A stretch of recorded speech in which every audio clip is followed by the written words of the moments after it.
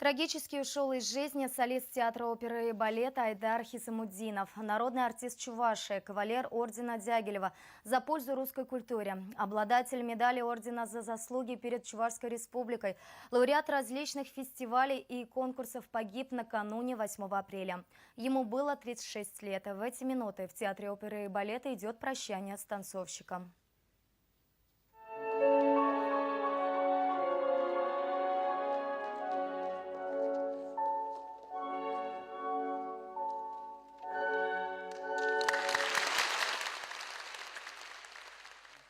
Айдар Хисамуддинов был ведущим солистом театра оперы и балета с 2001 года. В его репертуаре больше 20 спектаклей, в которых он сыграл около 30 разноплановых ролей. Одна из последних партий – незабываемая фея Карабос из «Спящей красавицы».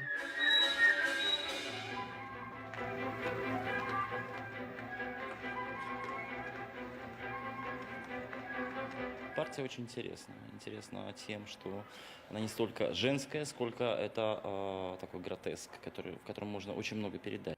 Талант, многогранность и чувственность артиста ярко проявлялись и в его авторской хореографии. Спектакли и творческие вечера ведущего мастера сцены всегда собирали аншлаги. Поклонники любили артиста за то, что в балете для него не было границ.